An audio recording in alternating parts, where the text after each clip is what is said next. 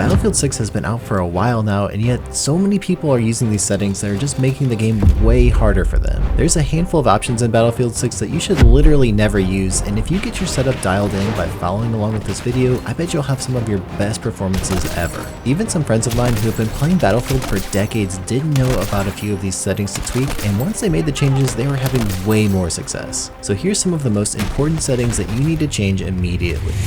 You guys seem to love my previous settings video, and they've changed a few things and added a few new settings, so I thought it was time for a remake. So we're going to go into settings here. In accessibility, there's a few things here that I think really are important to look at. So number one, there's the tinnitus volume, and I'll give you an example here of what it sounds like with this turned all the way up.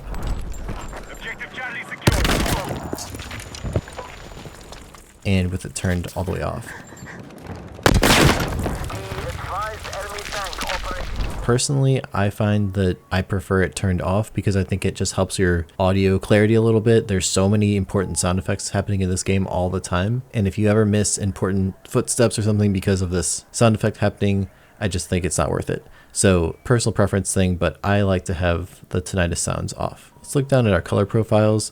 There's really only one change that I like to make here. You can change your options if you have any sort of color blindness settings, and some people do like to use these as just preference, but I like to go over to custom and just make the enemy color a little bit more red. I've been finding lately as testing this that it just makes them pop out a little better against certain backgrounds. The default color is kind of more of like a red orange, and sometimes on all these like dusty colored maps it can blend in with the background, especially on one of the new California maps. So I've been finding that turning it to like a more bold red, kind of all the way over here to the top right and then all the way down to the bottom, just stands out a little bit better against some of the backgrounds. So something to maybe play around with and see if it helps you out. You can also obviously change any of these if you prefer that they would be a different color, but I personally find that the default's just fine. One of the problems that I've experienced a lot in this game is that you'll go from really dark environments to really bright environments or vice versa, and it is like impossible to see enemies when you're changing between these brightness and darkness areas. And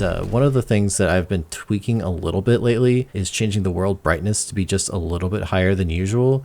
The problem is if you go too high on this, then the light areas are completely blown out. And if you go too dark, then you can't see anything in those shadowy areas. So do a little testing here with your own preferences and see what looks good. But I've been finding somewhere around like 55 is like a good happy medium that makes the outside world not super blown out so you can still see things, but then the darker areas in the shadows are a little bit easier to see some of the people who are hiding in corners. So I think this is worth experimenting with. I would err probably on the side of a little bit brighter if you want it to be a little bit easier to see things inside, because that's probably the most important one. But if you go too bright, it's just way too blown out. So I'll give you some examples of each different setting and you can kind of see for yourself what looks best to you. Under camera effects, we have a few important things here. So I like to turn off any sort of world motion blur, the weapon motion blur. I like to turn off the HUD motion so that the HUD's not shaking around as you're moving. And I also turn the camera shake all the way down to the minimum because I don't want that to be messing up my vision as I'm moving around the battlefield. I want to be able to clearly see the enemies. There's one that's kind of confusing. This reduce sprint camera bobbing you want on. I know it's kind of like a double negative, like, no, I don't not want my camera to be moving around, but I think this trips up a lot of people. It tripped me up at first too. You want this one to be on so that it does reduce the amount of camera bobbing when you're sprinting. And then these last two, chromatic aberration and crosshair projection, both off. Under hold and toggle, we have a lot of different options here, and this is really mostly personal preference, but I do have a few strong opinions on a couple of them. So the first one is the double tap forward to sprint. I personally think this is a terrible setting, and so I always turn this off. I think you're always better to have a dedicated keybind for sprinting. Choosing whether you're sprinting or just walking in this game is a huge important thing to have control over, and so I never want to have a double keybind hit on accident, start me sprinting, and then you can't shoot right away. It's just not good. So I would highly recommend turning this one off. I like to have my crouch slide set to all, and I'll explain how I have my settings for crouching and sliding so that it feels a lot like other games, like if you've ever played Call of Duty or Destiny or any similar kind of action shooter game. I think works really well. There's also this double tap crouch for sprint slide. I also turn this off, and again, I'll explain in my other keybinds section of this video how I have it set up to make sliding super easy, and I think it works really great. I've personally always been a steady scope hold player, and I'll explain why because of the keybinds I have for setting up my hold the ADS button that makes this super easy and automatic. Again, that'll be in the keybinding section. I like to have the request revive on toggle, and one really good habit to get in, I think, is anytime you die, immediately hit your request revive button. For me, that's E on mouse and keyboard. I don't think there's really any downside to this. You have plenty of time if you hit it right away to have a squad mate or teammate res you, and you can always decide to just instantly die afterwards if you don't see any opportunity for someone to come revive you. Okay, let's go into our gameplay settings. I keep invert all vertical look off, and I'll explain how I like to fly the planes and helicopters later in the video. It is important to keep in mind if you have this on or off because it will impact your flying controls later. You can tweak these individually if you go down to your vertical look settings. There's a toggle to turn this on or off for every different type of infantry and vehicle. So if you're an oddball and you like to have it go opposite for like, I don't know, a helicopter versus a jet or something, then you can tweak this. So just keep in mind that this is an option if you have kind of a unique control preference. So here's another place that you can have the hold and toggle options. The same thing as accessibility, so it's not something you need to tweak again if you've already done that in the first part. The capture area outline is pretty cool. It shows you this visual indicator of where the capture zones are. I like to have this on because I find that anytime I'm trying to help capture a zone, I want to know exactly where the boundary is, so maybe I could be in kind of a cheeky spot that's just barely still in the zone getting credit for it, but this gives you a little bit easier time of understanding exactly where the boundaries are. Okay, let's look at our infantry controls. One thing that they just changed in the new patch is they fixed the ability to use your arrow keys to change your sensitivity here. So it says it in the right hand side, but I think a lot of people miss this setting, and it was broken for a while, so you couldn't actually do this. But if you use your arrow keys, you can change your sensitivity to dial in more specifically what you like. And I don't know whatever is going on with this patch now, but whatever number you set here in the infantry mouse settings is actually doubled when you go to mouse and keyboard and you see the numbers here. So I personally have been picking my number in the mouse and keyboard settings over here and then just not messing with the one that's in gameplay, but you could really set either one. Some of these are repeats of the things we already talked about, like crouch and double tapping crouch for sprint slide. There are a couple different things to consider here though. For example, the sprint door barge. I like to have this on because it's great to be able to smash through a door without having to waste the time opening it. However, it is important to understand if you have this on or off, because right when you go through a door, you'll be unable to shoot for just a second if you use the sprint to barge it open. So if you don't like that, this is an area where you could turn that off and maybe have more control over it. I think it's personally worth it to have it on because you can more quickly get through doorways without having to stop and open it and then go through. But it is important to understand that you have that like momentary inability to shoot just after you barge through it. So if you don't like that, you can turn it off here. I wanted to quickly mention something about the parachute. Now, if you're a new player, I would probably recommend putting this on always for the deploy option, because anytime you're the appropriate distance from the ground, it will automatically deploy the parachute to keep you safe, which will avoid some of those awkward deaths when you didn't hit the button fast enough. However, once you get better at the game, I do think it's beneficial to put this on tethered only because it gives you way more control over your actual parachute. So for example, in RedSec, the Battle Royale mode, if you want to be able to land as quickly as possible, you can get really close to the ground and then pop the parachute manually so that you can have a lot more control over it. And this is actually really good in multiplayer too. If you have it on tethered, anytime you're not the squad leader and the squad leader will potentially mess up your parachute landing, this way it'll still keep you safe because it'll automatically deploy it at the right time. But the rest of the time you have full control over when to pop it. So you do just need to be careful to make sure you don't get too close to the ground before you hit that button. So we have this option to have our roll camera and landing be either on or off. And I'll show you an example of what this looks like in game. By the way, if you don't understand how this works, anytime you're jumping off of a building that's not super tall, you can basically spam your jump button and it will allow you to do a combat roll so that you don't take fall damage. This is one of the best things added to Battlefield in my opinion. I love this feature, but by default, it has you in the first person camera mode where you kind of lose all sense of what's around you for a second while it's doing the animation. If you don't like that, like I think it looks cool, but for gameplay where I'm trying to get high kill games and not not die by losing track of where all the enemies are, I actually like this to be off, so you still get the benefit of the dodge roll, but it doesn't take you out of your typical first person view, and so you can still more easily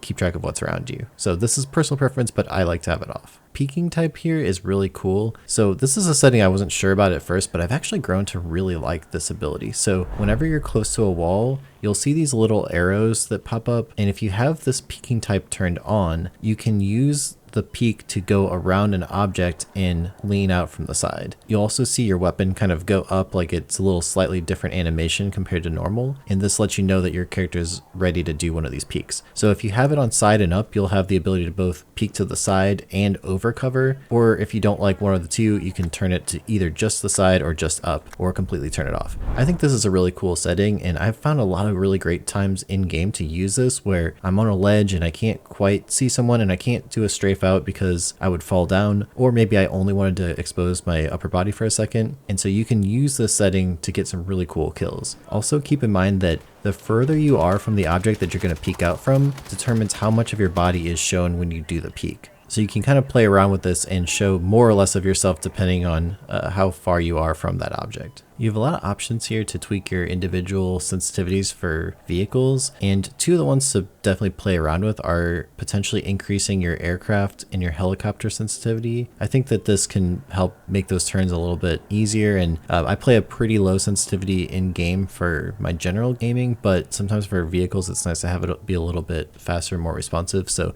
this is a preference thing, but play around with this. If you feel like your helicopter, for example, is not turning quite as fast as you would like, you can tweak this to make it a little bit faster, and that can really help you out. I also like to keep this helicopter control assist to be off. This basically allows you to have sort of like an auto float that makes it easier to maintain your altitude, but I don't like it because I like to have really clear control over exactly how my helicopter is flying. So if you're newer, maybe try this, but I personally keep it off. One of the combos, if you really want to get good with tanks, is to decouple where the turret is aiming from where the body of the tank is moving. So that's turning this on, and typically people I think will also turn off the vehicle aim control being relative. So what this allows you to do is that when you're moving around with your tank, you can move forwards, backwards, do turns, and completely control the tank's movement independently from where the turret is aiming. To me, this is a no-brainer if you really want to get good at ground vehicles like tanks and IFVs, and I highly recommend that you decouple this from the aiming. So let's jump over into our HUD options. So there's a couple interesting things to look at here. So just like we turned off our infantry HUD motion so that it doesn't bounce around as you're moving, I also like to turn off the vehicle HUD motion. I think that anything you can do that makes the game just focus on the important things and not focus on your HUD moving around is better. If you're going for, I guess, realism or whatever, then maybe you keep this on, but I kind of like to have as much motion turned off as possible. I have tested the Sovis filter on and off, and I do think that it helps a little bit with visibility. Visibility in Battlefield 6 is always a challenge because people really blend in with the backgrounds, and so anything you can do to make this a little bit better is great for me. So I've been keeping this on lately. Here's an example of what it looks like when you have Sovis filter turned off and Sovis filter turned on.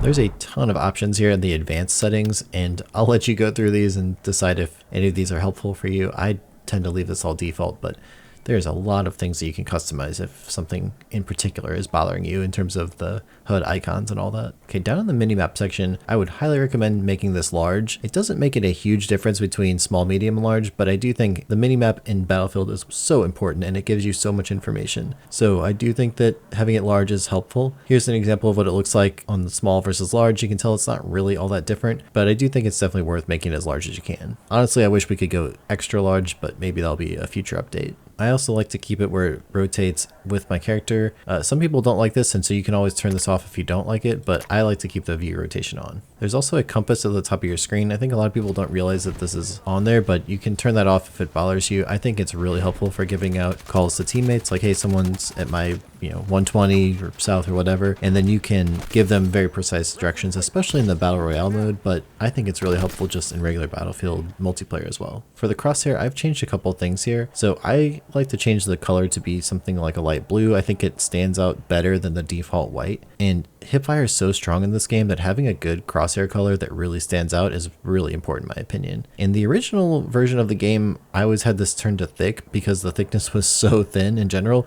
but now they've actually made it so that even on thin, it's still pretty beefy, so I don't feel like I need to make it any thicker than thin lately. But play around with this on your monitor and resolution. It might change a little bit. This is a personal preference thing, but the important thing is just to be sure that you can see your crosshair really easily. against a multitude of different backgrounds. Here's again that same infantry crosshair projection, which I still like to keep off. I also like to change a few things with the hit indicators, and I've had a lot of people tell me from the first video how helpful this was, so if this is something you haven't played around with yet, I highly recommend you tweak this and just see what you like. So I like to make the opacity all the way to 100, and then I like to change the colors around a little bit. So I keep hit color at white, but then I like to have a different color for headshot color versus the kill color. I like to do red for headshots, and then I do green for kills. You could set this to whatever you want. I kind of think is like green is like good to go or something, like you move on to the next target. But the important thing is it's really nice to have these different, because then if you do hit a headshot that you pop up on screen, you know that your time to kill might be just slightly faster than if you hit all body shots. And so sometimes I can just help you have a bit better understanding of how much longer it's going to take to kill somebody. Down in the hit indicators, I also like to tweak this a little bit. I like to make these a little bit larger. I would recommend at least go to medium. Sometimes even depending on your screen, you might make these large, but I think these hit numbers are really important to see. So I do like to increase the opacity all the way up to 100 so that they're really easy to read. And if you want to move them off your target a little bit, you can tweak these offset numbers. I keep them default, but these hit indicators to me are really, really important, and they give you a lot of information about how much health someone has left. Under the advanced HUD and icon settings, there's one change that I've made recently, which I really like. So under the kill feed icons, these are those little icons that show the shape of the gun and the kill feed. And these are fine, they look nice, but one problem I have is that I don't really know the shapes of every single gun in the game super well, and I really like to know exactly what something killed me sometimes, or like if I see someone popping off in the kill feed, it's nice to know what the gun is, or maybe like if it's a vehicle. So if you turn this from on to off, it'll actually change to just show the names of the guns, similar to how it was in Battlefield 4, for example. I like this option just because it gives me more clarity on exactly what someone's using, and so that's something that's kind of helpful if you like to have more information about what's going on and you don't necessarily recognize all the icons. Now, I'm a mouse and keyboard player primarily, so I'm not going to give you advice on controllers. I'll let some other YouTuber do that who really knows that stuff well, but I've spent many decades of my life learning how to get good at mouse and keyboard, so I'm going to go through all the things here that I think are really helpful to become a better Battlefield player. If you're not familiar with the CM per 360 idea, that's all the stuff you see over on the right, and basically all it is a way for you to easily match your sensitivity between games. The CM measurement is how many centimeters it takes to do a 360-degree turn in game while you're in hipfire mode, and so for example, I tend to play somewhere around like a 34 or 35 centimeter 360 at 1600 DPI. That means that my sensitivity at 8 is perfect. So if you already know, like for example, you play Counter-Strike at 1600 and you know how many centimeters it takes for you to turn a 360 in that game, it can give you a base easy way to understand how to roughly match that sensitivity. There's also some really great resources out there like mouse-sensitivity.com. I've used that for years to match sensitivities between different games, and so that's another resource that kind of helps you dial in this setting for Battlefield. Okay, let's dive into the control settings. There's a couple things to look at here. Now, I like to play with uniform infantry aiming on. This is where it tries to make each weapon feel roughly the same no matter how zoomed in you are. There's been a lot of debate about this zoom sensitivity coefficient, and I'll try to roughly explain how it works. There's first of all no necessarily right or wrong answer to this. It's basically a scalar that helps determine how fast your aim down sight sensitivity moves. The closer it is to 0, the slower your sensitivity is going to feel when you're zoomed in, and the closer to 200 or the max, the more sensitive it's going to feel. It's effectively matching a percentage of your monitor for how much you're going to turn. The math turns out that at 178, that is the default setting, and that's basically matching like a 16:9 screen all the way to the edge. The default for Battlefield for forever has been 133, and that's really based on the old 4:3 screens. However, many players like myself who have been playing Battlefield games for decades now are used to the setting and how it feels, and so I personally keep it at 133. There's nothing wrong with the setting. It's not technically 100% of the screen, but again, this is just a scalar that helps determine how sensitive your mouse feels when you're aimed down sights. Again, there's no wrong thing here, it's just what you get used to. You can also turn it all the way down to 0, and that's totally fine too. That's just going to match closer to your hipfire feel. Field of view is another important setting to look at, and this one is again preference based. You can go all the way as narrow as you want, which can be helpful in certain cases, like if you're sniping and you want to really zoomed in feel because the optics in this game only go up to 10 times. You'll find that most of the best players are like somewhere between, let's say, 105 and 120 for FOV.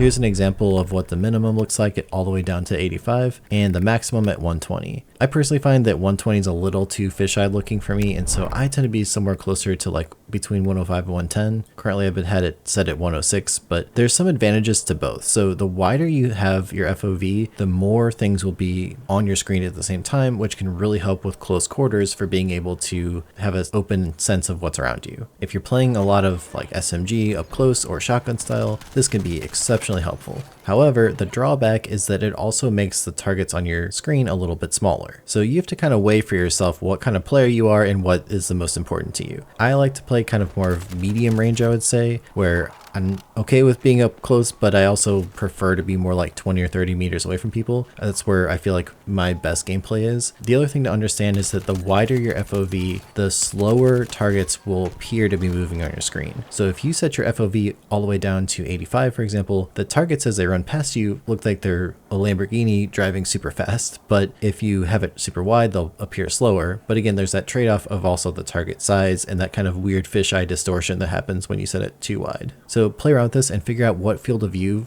seems the best for you personally. And whatever you pick, just give it a little bit of time to adjust to it, because there is a different feel and your sensitivity will feel a little bit slower the higher you set your FOV, and it will feel faster the lower you set the FOV. Okay, we're gonna get into the keybinds in a minute, but under the zoom settings here, we have one thing to look at, which is the steady scope keybinding option. If you set this to the same button as your aim down sight, you will automatically hold your breath or steady your scope whenever you just naturally aim down sights. So for sniping, this is incredibly helpful. I think this is a no-brainer, super easy setting that makes you just play better. Okay, as promised, let's look at our infantry keybinds, and I have a couple ideas here to play with. Most of this stuff is total personal preference, and I'll just quickly zoom through mine so you can see if you want to copy any of them.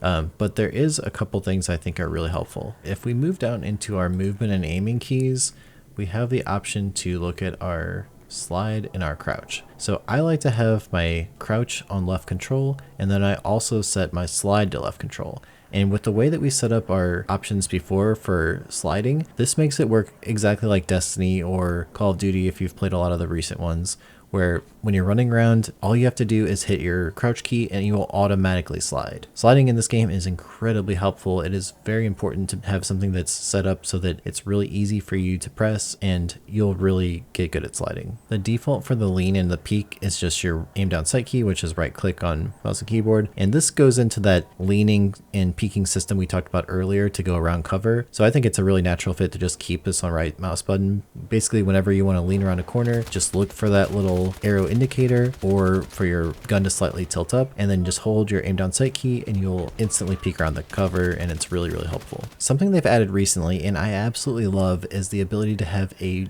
dedicated keybind for switching to your melee. I use the knife all the time just for quickly getting around the map. You move much faster with a knife than having your gun out, and so when you're trying to get between cover or quickly get to an angle at the beginning of a map, it's really nice to have your knife out. The problem is before you had to hold your melee key to bring your knife out so you could run faster, and sometimes it would just glitch out and be kind of weird, especially at the beginning of a map. You would just melee instead. So now you can actually set a dedicated key. I use 3 just because I've been playing Counter-Strike for like 20 something years now, and that was always the default for that, but just have some sort of a dedicated keybind to take your knife out and you will really appreciate how fast you start moving around the map. I also have that separate from my melee button, which you can use either for meleeing or doing those takedowns when you get behind someone and use the knife to take their dog tags. I think it's important to still have these as separate keybinds because you want to have that ability to quickly hit a melee without having to switch to it and then click it. So it's good to have these on separate keybinds. Another one they've added somewhat recently is this new class ability call-in gadget one. The default is 6 on mouse and keyboard. I find 6 very hard to reach for my left hand, so I have rebounded to my middle mouse button because this is really helpful on a lot of classes. For recon, this is that drone you can call in when you get your ultimate ability. This is the engineer's ability to repair tanks a lot faster, or it's the medic's ability to become basically a mobile resupply station, or if you're playing assault, you get the somewhat not helpful adrenaline boost. But either way, I think having a really easy keybind for this is important, so I would consider remapping it so instead of just 6, you have something else that's maybe a little bit more convenient.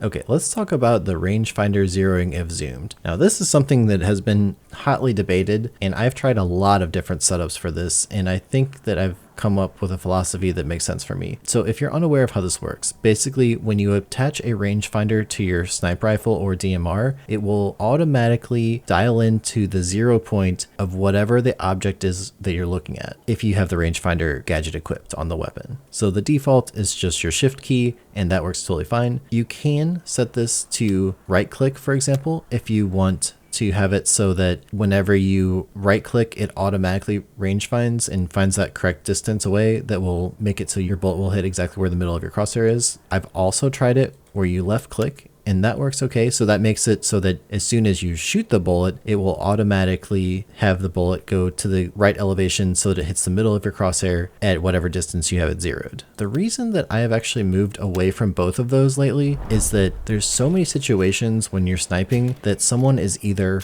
on a rooftop and you're looking at them and the background is the sky, or they're in a plane or a jet or something that's moving fast. Maybe it's a car that has a background that's a lot different from where the actual driver of like the Jeep is. And so I have found that it's much better to set this to be just some dedicated button. I either use shift or I use mouse 5 on my mouse as well. Most of the time I have it 0 to 100 meters. If I'm going to snipe at someone who's far away, let's say 200 meters or further, then I will quickly zoom in, find something that's at the same distance away as the person I'm trying to snipe. I will hit the rangefinder button to get the range, and then I will shoot. I found that this way it doesn't mess me up when I'm shooting at someone who's on a roof, because the background behind a rooftop camper is typically 1,000 meters away, which means the bullet would shoot too high. This is extremely important for hitting targets who are moving, because if you have it zeroed to the area where you're trying to lead your target, it's not probably going to be the same distance as where the target is. So that's 3 different ways that you could set this up. I personally recommend just using either shift or a button that's different from either your ADS or your shoot button. If you are trying to snipe at only static targets, I think those other options work pretty well too. We've already talked about the steady scope thing, and again I have that bound to right click, which is the same as my ADS button, and that way when you're sniping you just hold your right click to zoom in, and then it will automatically have you steady your scope. I also like to have my toggle zoom set to scroll down the mouse wheel. That way I can quickly toggle between the different magnification options if you're using a variable sight. Okay, under vehicle settings, if we go down to our control settings, you'll see the only thing I really tweak here is that under aiming, there's the ability to change that coefficient. So I like to set that the same for infantry or vehicles because I think it makes sense to just match this. Again, this is a personal preference thing. There's no right or wrong way to do this, but the default for a long time has been 133. So if you're used to that, either stick with it or get used to a new setting. But the modern default is 178. So do with that what you want. I think that it just makes sense to match that between your infantry and your vehicle settings. Alright, I want to talk a little bit about the helicopter controls because I've made a few changes here that have been really helping me out lately. This setup is something called rifle aim, and I've been using that for a long time, but I got a few tweaks from a creator that I saw called the Board Bread, and I wanted to give him a shout out because this has been really helping out my helicopter flying lately. So the first thing I changed is I get rid of my E button for exiting the vehicle because I'm going to use Q and E for some very important controls here. So you can set this to whatever you want, but just something that's going to be out of the way that's still reachable but not super easy to hit on accident. I have my change seat button on caps lock. It shows as the semicolon here because I have it rebound on my keyboard, but this is actually my caps lock button on the keyboard. You want to have your chase camera on something that's really easy to hit. I find C easy to hit. This is the key that switches you from first person to third person, and this is one you're going to be wanting to press all of the time when you're flying a helicopter or a jet, so it's important to have something that's really accessible and easy for you to hit. Now getting into the movement and aiming controls, this is where things are really different from the usual setup, but I find it to be much more of an intuitive way to fly a helicopter. By the way, I also have basically the same setup for a jet. As I mentioned a second ago, this whole setup is called rifle aim, and the idea is to basically set up your helicopter so it feels more like you're a ground soldier who's using WASD to move around and using your mouse to aim. I've shown this setup to many friends, and it's made their helicopter flying feel so much more natural, and a lot of them have done much better in the helicopters after making the swap. So we're going to keep W and S on our throttle up and down, and in a way you can kind of think of this as forward and backwards, although really in a helicopter it's making your helicopter either ascend or descend in elevation. For our yaw right and yaw left, this is the ability to turn the helicopter, and we're going to do 2 things here. So as I mentioned, I took E off of the exit helicopter because I'm actually going to move that over to the yaw right and then use Q as yaw left. The reason I picked these is that they're right above the A and the D keys, so it's really natural to hit them and turn your helicopter either to the right or the left. Now what's kind of special about this setup is I also have it bound to the mouse movement. So if you click in here and drag your mouse to the right, it will automatically set it to the both mouse right and mouse left. So mouse right is going to turn the helicopter to the right and mouse left is going to turn the helicopter to the left. We're going to keep pitch up as our mouse moving up and pitch down as our mouse moving down. And this way it's going to feel just like you're aiming your soldier when you're on ground, except you're going to be in the helicopter. I also added the keybinds here to pitch up with the spacebar and down with control. So this way you don't have to be constantly moving your mouse to move the helicopter. You can just use your mouse for those fine movement corrections for aiming, and then you can use the keyboard buttons to do the majority of the flying. Now I have D and A as set to the roll options.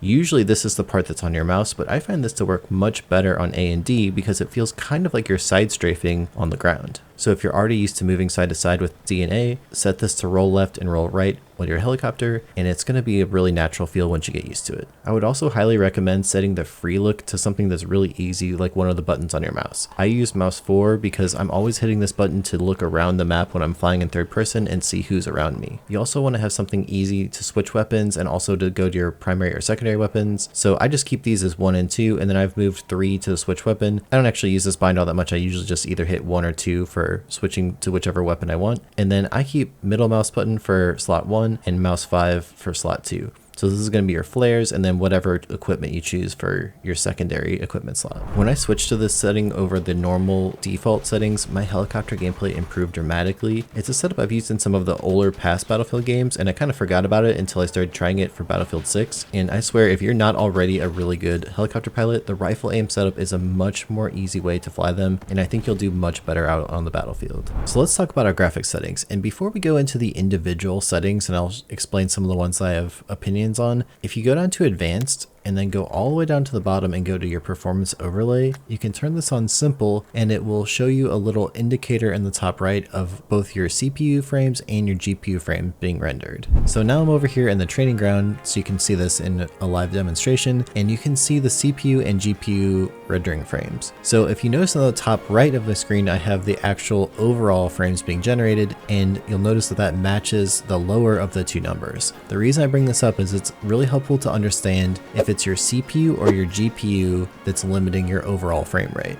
If there's a big discrepancy between these two numbers, it probably means that one of the two parts of your system is either not optimized well, or your hardware is just a little bit limited in that area, and potentially getting an upgrade might help your overall FPS. Okay, now we're going back into our graphics, and then we're going to look at our graphics quality settings. Now each of these are tweakable, and I'll show you what I'm using for my system. For reference, I have a 4090 graphics card and a 9950X3D CPU, so a fairly high-end system. And I like to run some of these on the higher end for visual clarity, but a lot of them on the lower end just to have the most FPS in game, because I do like to play at 4K. And personally, I feel like having 4K resolution is the biggest quality improvement over anything else. So as you hover through each of these, pay attention to where it shows that it's either a CPU or a GPU performance bottleneck. You can see, for example, it says that terrain quality is high on your GPU, but medium on CPU. Or we have effects quality, which is high on both. If you already know by looking at the top right of your screen that your CPU is really limited in a game, then any of the ones that are high on CPU, you might consider turning down. Same with GPU. If you have a really limited GPU, maybe the ones that are saying it's high use on GPU is going to be ones that are good candidates to turn these down. This way you can manually go through these settings and kind of figure out which ones are causing you the most issues. I personally like to keep my textures pretty high, and I find that texture filtering has almost 0 FPS difference, so I like to have this either ultra or overkill because it just makes the game look nicer, and it seems to have almost no performance hits. Mesh quality, on the other hand, does seem to have a big performance difference. I used to run this on high because theoretically it helps the draw distance, but this one seems to have a pretty huge performance impact, so I've been lately keeping this either on medium or high.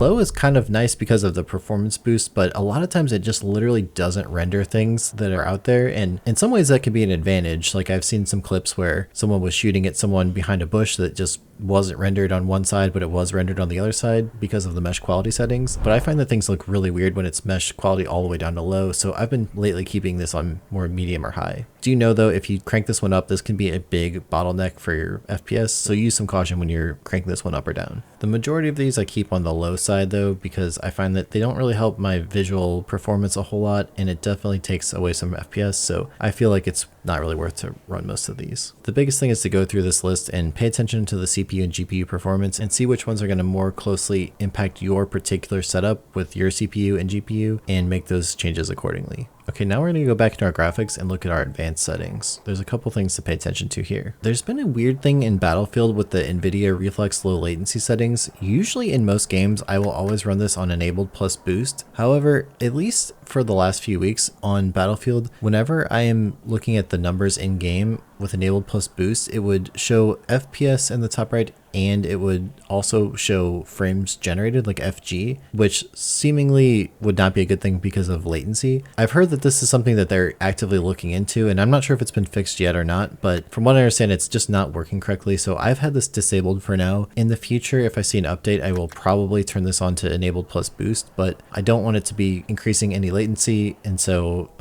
for now, I have actually kept this disabled. I personally like to use DLSS because I find that it looks really nice to be able to run the game at 4K, but I also don't want the performance hit of it. I've had many people tell me that by using DLSS on ultra performance, it actually would be lower FPS than if I just turned this off and ran it natively. However, I have tested this, and at least on my system, it definitely is not the case. I tend to have better FPS if I keep DLSS on and use ultra performance mode while also running at 4K. And so do with that what you want. I've tested it on my machine and it definitely seems to perform better with DLSS, and I like the sharpening that it adds anyway. So to me, this is like a pretty no-brainer if you have a NVIDIA graphics card, but test it in your own setup. If you unfortunately don't have an NVIDIA card, the other options are not great. My understanding is that FSR is the better of the options, but maybe don't even run this if it's not going to run well on your system, because I know that there's been a lot of visual quality issues that don't look so good. I can only talk from my personal experience. Using DLSS I think is really good. I would always recommend turning frame gen off because it's going to drastically increase your system latency, which is not good for aiming. And I also turn off future frame rendering. These settings are actually repeated from the accessibility stuff we looked at the beginning of the video. And again, I would turn off any sort of blur. I have camera shake all the way down to low. You want the reduce sprint camera bobbing on, which reduces the movement of the camera. And then we have chromatic aberration, vignette, and film grain all off. My understanding is that on Windows 11, there's basically no difference in modern games between borderless and full screen these days. And I really like the convenience of borderless because I like to tab between screens frequently since I'm a content creator and I'm always tabbing in and out to look at browsers and Word documents and stuff like that. So for my system, it seems to run great on borderless, but if you do have issues, maybe try full screen instead. And I like to play at 4K because that's what my monitor supports. And again, that's the main reason I use DLSS. You should always turn vertical sync off in game. And then if you want to, you can turn it on in your NVIDIA graphics card settings if you have one of those, which will help with your tearing issues. Under the volume settings, I've actually turned the music volume off lately. I love a lot of the music in game, but sometimes I found that at the end of the game, it's just a lot having so much of the music going on. So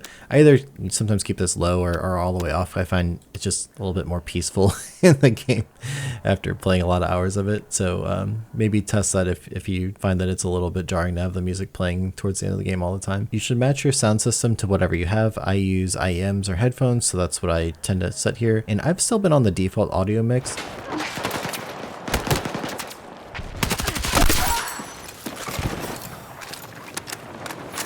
I still have a theory that maybe the night mode would make sense to use because it would squash the dynamic range, so you could potentially turn the volume up a little bit and still hear footsteps and stuff.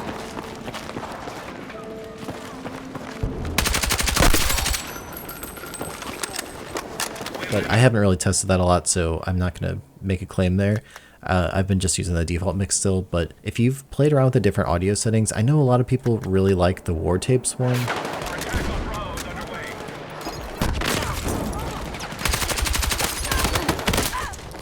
So let me know in the comments what your favorite setup is, and maybe I'll tweak that in the future. There's one last thing under system that I think is kind of interesting. So if you scroll all the way down to network and go through your network graph settings, they have this one where you can show the event graph. And if you're convinced that you're hitting your shots and the game's just not registering them, this actually shows you an event graph indicator of when you fired a shot, and then if the client saw those or if the server saw those. And I'll let you read through the description here, but basically if you're convinced that you're hitting your shots and the game's not giving you credit for it, you could turn this setting on and play around with it and see if you're right about you hitting your shots but the game's not giving you credit. I know the netcode is generally alright in this game, but there are some issues for sure, and so that's something that I've been playing around with a little bit myself just out of curiosity. I hope this video helped you out. Be sure to subscribe if you haven't yet, and let me know what settings here you change in your own setup. Up next, I think you'd like the video I made with all the different tips on how to get the most out of playing Battlefield, and it's linked on screen and in the description.